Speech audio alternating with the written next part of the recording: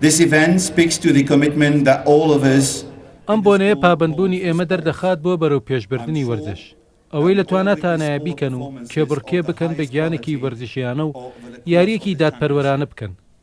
لێرەدا دەمەوێت وتەیەکی محەممەد عەلی بڵێمەوە کە ئەفسانەی یاری بۆکسێنە و سێجار لە کێشی قورسدا بۆتە پاڵەوانی جیهان و 51 یاری بردوتەوە.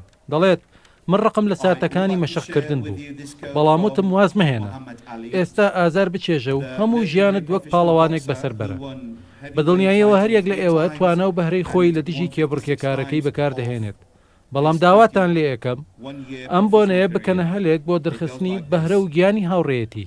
I hated every minute of training, but I said, don't quit.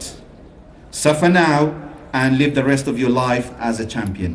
بۆکردنەوەی ئەم پۆلە خوێندکار و قوتابیانەی سەرجەم قوتابخانە ناحکومیەکان کارێکی زۆر گرنگە بۆ ئەوەی لێک نزیک بنەوانێ و بواری وەرزشیش فراهەم کرێت لەم بوارانەدا. ئێمە ئەوێ بزانین تەنها زانست نییە لە ناو قوتابخانە و خوێندنگاکانە. وەرزش و هونەری ژێچەکە لەو بوارانەی کە بێ گرنگیەکی زۆر چاکی پێ بدرێت تا وەکو ئەم بوارە بە هاوشانی وانەکانی دیکە بەرەو پێش بچێت. ئێمە ئازانین ئاسی خوێندن لەم قوتابخانەیە و خوێندنگانەدا زۆر بەرزە.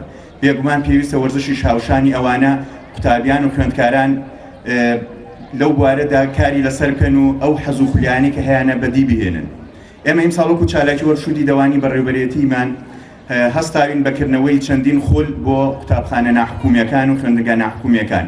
بەڵام بەهۆی کەش و هەوا و بارانەوانێ نەمانتوانی سەرجەمیان بە کۆتایی بگەینین. بەڵام بۆ ئایندە و بۆ ساڵی داهاتوو خواپنە نامان بێت سەرجەم کار و چالاکیەکان هاوشێوەی قوتابخانە حکومیەکان بۆیانەکەی.